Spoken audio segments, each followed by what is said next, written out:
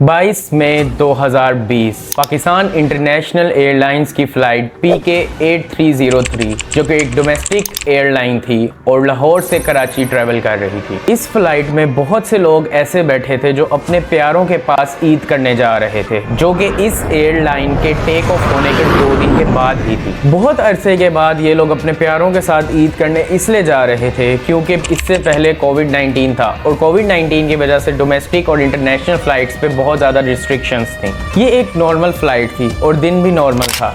ये फ़्लाइट अपनी उड़ान के लिए तैयार थी और इसमें 2 पायलट्स थे, जिनमें से एक का नाम सज्जाद गुल था और ये 58 इयर्स ओल्ड थे और इनका एक्सपीरियंस ये था कि इन्होंने तकरीबन 17,000 फ्लाइट आवर्स गुजारे हुए थे। दूसरे पायलट का नाम उस्मान आज़म था जो कि 33 इयर्स ओल्ड थे और इन्होंने तकरीबन 2000 फ्लाइट आवर्स गुजारे हुए थे। इनके अलावा फ़्लाइट में तकरीबन 2 क्रू मेंबर्स, 6 फ्लाइट अटेंडेंट्स और 91 पैसेंजर्स थे और इन 91 पैसेंजर्स में 51 मेल, 31 औरतें और 9 बच्चे थे। तकरीबन 1:05 पे ये फ़्लाइट लाहौर से टेक ऑफ की और तकरीबन अपनी नॉर्मल हाइट जो कि 34,000 फीट होती है उस पर इजीली पहुंच गई।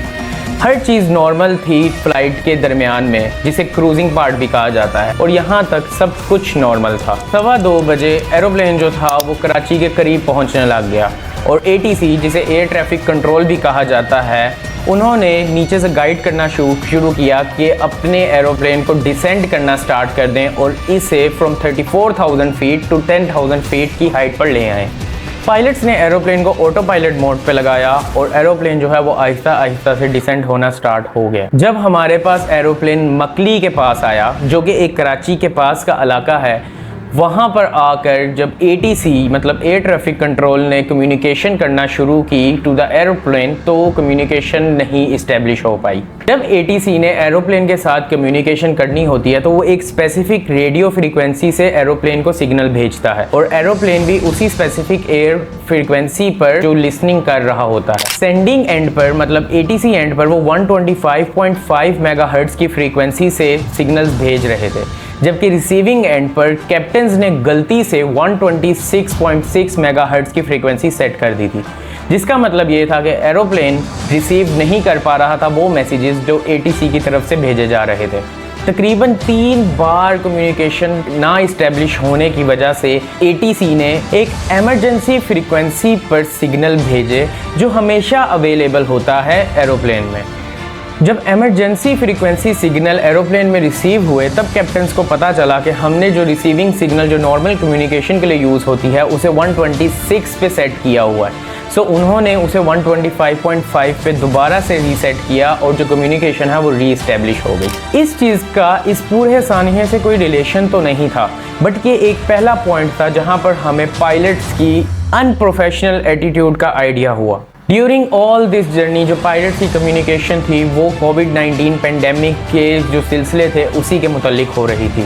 वो यही डिस्कस कर रहे थे कि कोविड-19 में क्या हुआ, क्या चीज़ें लॉकडाउन में आई, क्या कैसे एयरलाइंस इफ़ेक्ट हुई और ये सारी चीज़ें। ATC की तरफ से ये अलर्ट आई कि आप एरोप्लेन इस वक्त 3000 फीट पर कर लें क्योंकि आप लैंड करने वाले हैं, लेकिन स्टिल इस वक्त एरोप्लेन जो था वो 15,000 फीट पर था। ATC ने पायलट्स को कम्युनिकेट किया कि आपका एरोप्लेन इस वक्त बहुत ऊंची हाइट पर है तो आपको हम ऑर्बिट दे देते हैं। ऑर्बिट देने का मतलब ये होता है कि जब कोई एरोप्लेन बहुत हाइट पर होता है और उसे लैंडिंग करने के लिए बहुत डिसेंड करके नीचे आना पड़ता है तो वो बेसिकली उसे लैंड नहीं करवाते, बल्कि उसे एक राउंड देते हैं ताकि वो घूम कर आए और दोबारा से अपने आप को सही तरीके से सही हाइट से लैंड करवाए।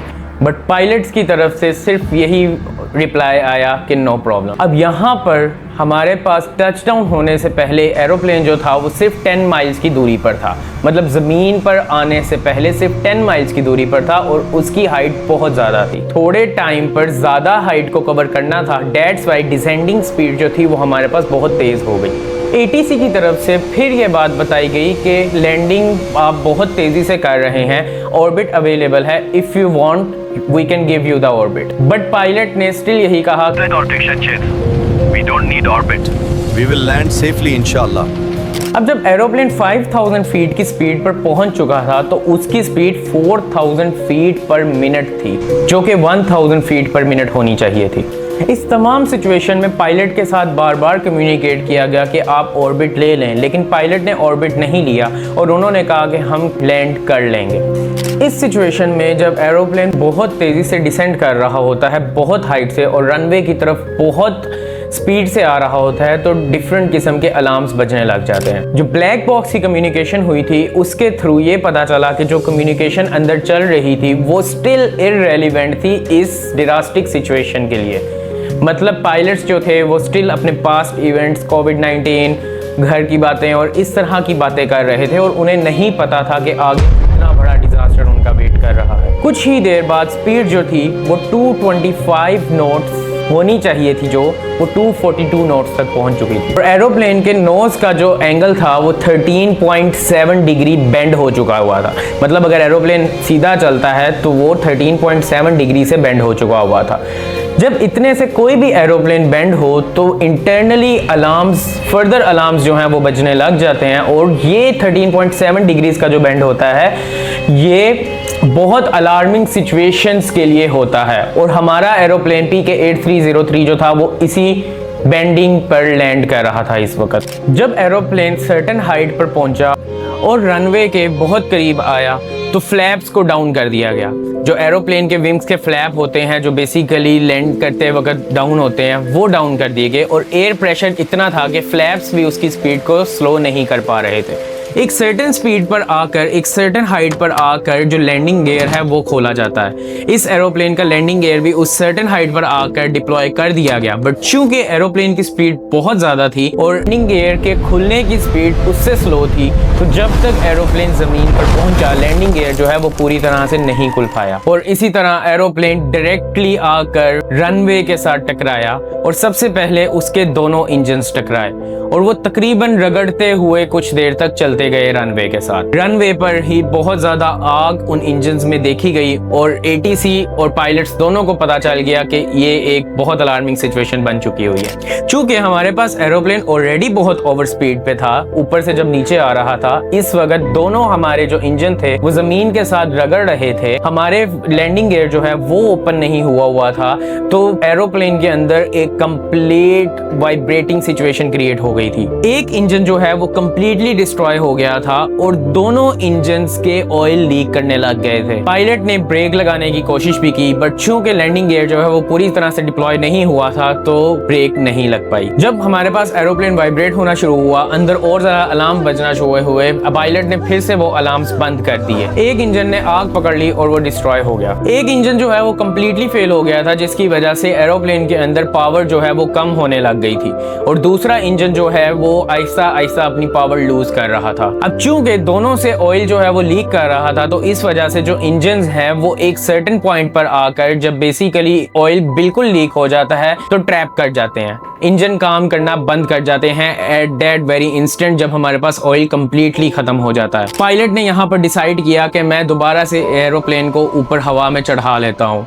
और इससे पहले चूंकि हमारे पास एरोप्लेन बहुत स्पीड में था, जमीन से टकराया तो वो 3 से 4 बार जमीन से थ्रस्ट हुआ था, जमीन पर लगकर फिर ऊपर गया, फिर ऊपर गया, फिर ऊपर गया, एंड देन जब वो दोबारा ऊपर गया तो पायलट ने उसे तकरीबन 7 सेकंड जमीन से रगड़ने के बाद हवा में चढ़ा लिया।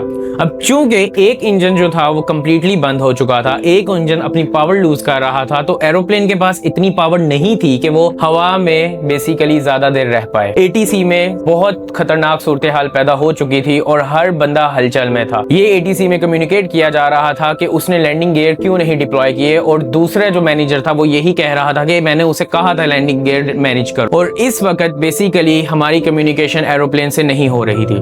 We have a major system failure. I repeat, major system failure.